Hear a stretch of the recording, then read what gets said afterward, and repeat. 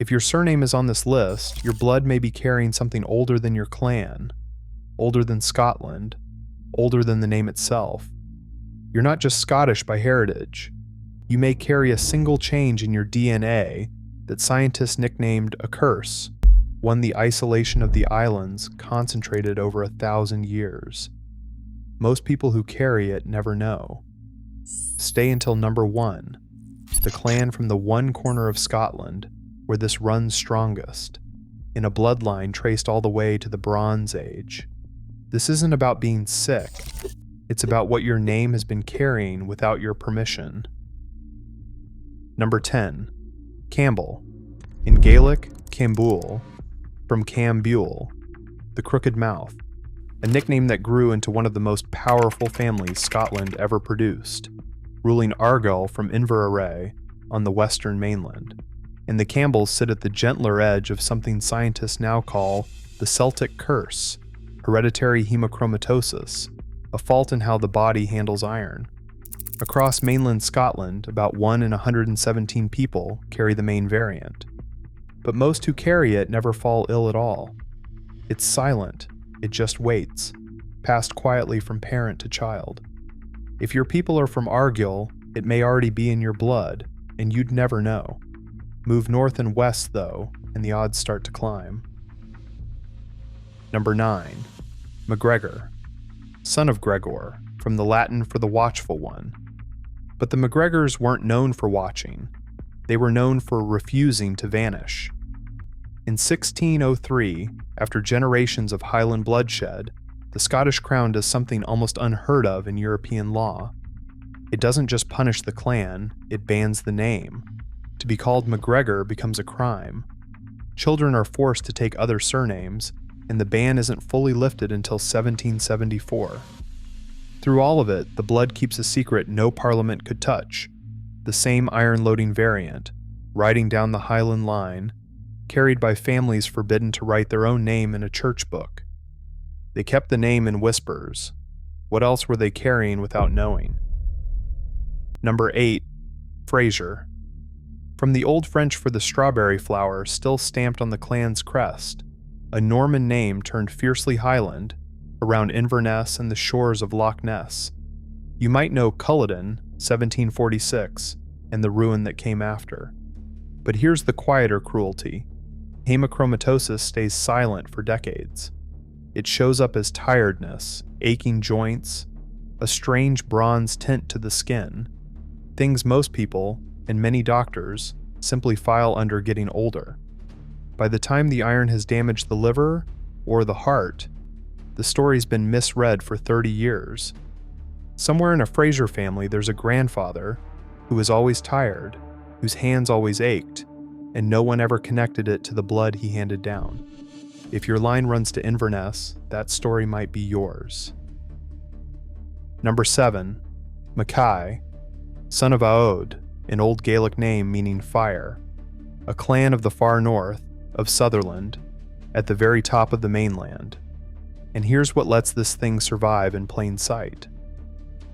Hemochromatosis is one of the most common genetic conditions in people of Scottish and Irish descent, and it still isn't part of newborn screening. The heel prick test a baby gets doesn't look for it, so it passes, undetected, from one generation to the next, found by accident if it's found at all. The McKays were among the hardest hit by the clearances, scattered across the sea to Canada, carrying fire in the name and something silent in the blood. If this is landing for you, take 5 seconds, hit like, and subscribe. We're only just reaching the islands, and that's where this runs strongest.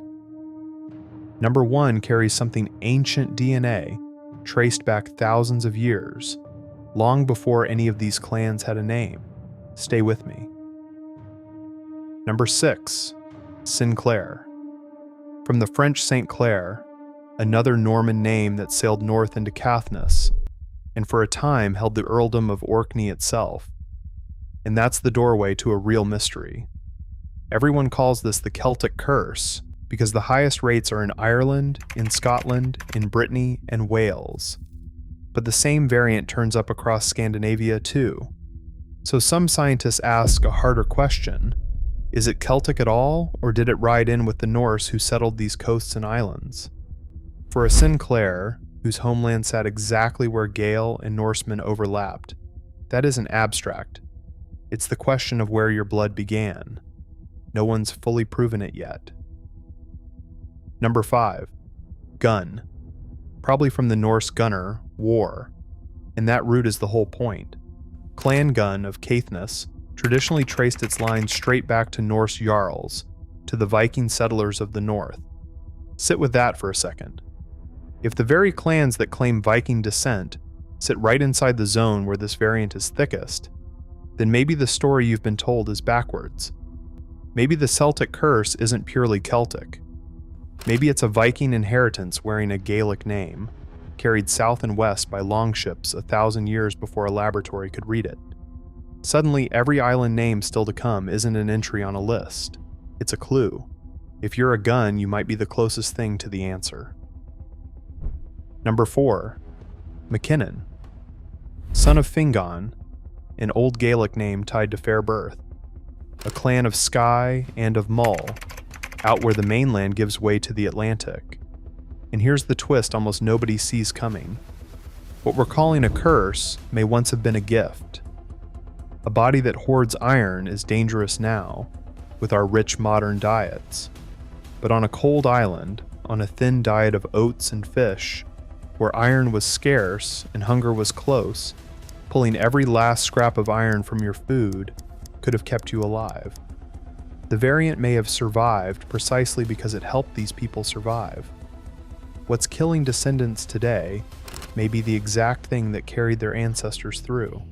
If you're a McKinnon, your blood remembers a hunger you've never known. Number 3. MacNeel, son of Niall the Champion. From Kisamul Castle on Barra, one of the smallest and most remote of the Outer Hebrides. And Barra explains how this works. On a tiny island, everyone descends from a handful of founding families. The same names marry the same names. And any variant those founders happen to carry doesn't fade. It amplifies, folded tighter with every generation, until it runs through nearly everyone. It's called a founder effect. And out in the Outer Hebrides, this variant hits the highest rate in all of Scotland, around 1 in 62. The smaller the island, the louder the blood. If your people came off Barra, the odds this is in your line are as high as anywhere on Earth. Number 2. MacDonald, son of Domhnall, world ruler. And for a while they nearly were, lords of the Isles, the greatest of the Highland clans, holding Islay and Skye and the Uists, a sea kingdom of their own. Then came the clearances. Through the 18th and 19th centuries, families were pushed off land their names had held for 500 years, packed onto ships and scattered to Nova Scotia, to Cape Breton, to Australia, to New Zealand. They carried the name to 4 continents and, unknowing, the blood with it. And here's the strange mercy in the story. Once it's found, this condition is treated by one of the oldest remedies in medicine, taking blood.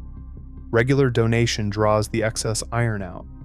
Bloodletting, the thing medieval physicians got wrong about almost everything else, for this actually works. If you're a MacDonald anywhere in the world, your line runs straight back to those islands. Number 1. Macleod. From the Norse ljótur, and the meaning stops you, the ugly one. A Norse name worn by a clan of Lewis and Harris in the Isle of Skye, seated at Gunn and Viking, the oldest continuously inhabited castle in Scotland. This is the heart of it, the Outer Hebrides, where the Celtic curse runs highest in the land, about 1 in 62. But here's what the DNA finally revealed. This variant isn't a few centuries old. It isn't even as old as the clans. Scientists have found it in human remains from the Bronze Age, thousands of years back, older than Scotland, older than the word MacLeod, older than any tartan or castle or crest. The name is recent. The blood is ancient. When a MacLeod carries this, they're carrying something that was already old when the first stone of Dunvegan was laid. That's the thread running through all 10. Somewhere tonight, a woman in Ontario or a man in Otago types an old family name into a search bar, a name a grandmother said once and never explained. A DNA result comes back, and it points to a treeless island the family was cleared from 200 years ago. And in a drawer somewhere is a doctor's letter about high iron they never once thought to connect to any of it. The clans are gone. The kingdoms are gone. The crofts stand empty with the wind going through them. But the names cross the water, and the blood crossed with them, and both are sitting at a kitchen table right now. If your surname is on this list, understand what it really is. Not a label, not an accident of paperwork. A signature left in your blood by people who survived an island, a clearance, and an ocean, and handed it forward without ever knowing what it said. So tell me, drop your surname in the comments below. I want to know which name you carry, and which entry hit closest to home. If this opens something up for you, subscribe. There's more of this to come.